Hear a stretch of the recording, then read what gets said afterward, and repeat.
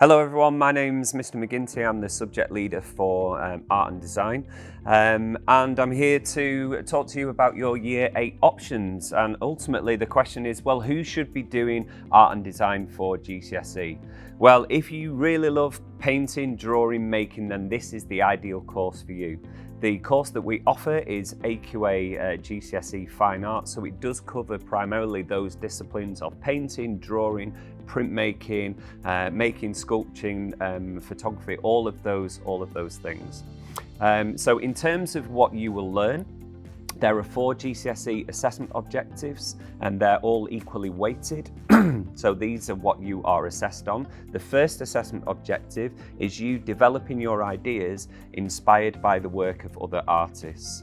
The second assessment objective is you experimenting, so experimenting with a wide range of different materials. So this is something that we very much want you to do. You may have a particular passion for drawing or painting or anything in art, but we want you to try a range of different things, and that's certainly something that we as teachers will be doing. The third assessment objective is you recording your ideas. So that's documenting your ideas and your journey in what we normally use is an A3 sketchbook. You may have seen some of the older students walking around school with these A3 sketchbooks. The final assessment objective is you presenting a personal and meaningful response. So not only are we asking you to look at the work of other artists, but ultimately we are asking you to come up with your own artistic ideas, taking influence from other people, but also experimenting with different materials and processes and different techniques, but to create something new and original that is truly yours. So those are the GCSE assessment objectives.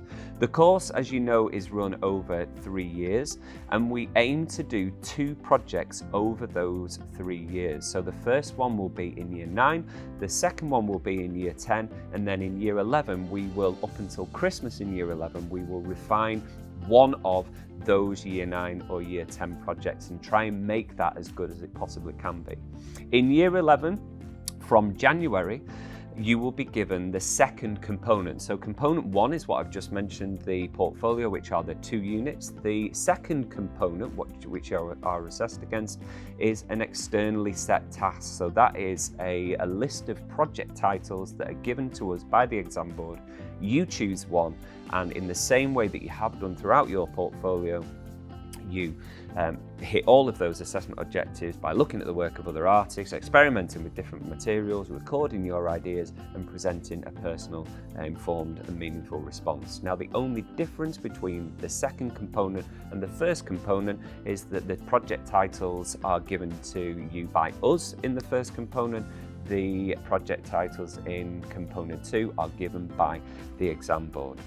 Okay, so how your work is marked at the end of the course, all your work is marked by your art staff, and then a moderator will take a sample of that marked work and come into school and just look at a range of students.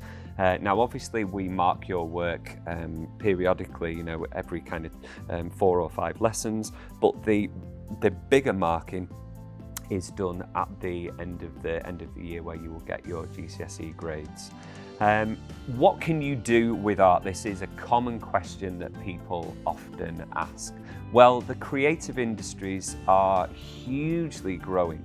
1 in 10 jobs out there now are part of and linked with the creative industries. So this is your avenue into one of the biggest growth sectors in the UK.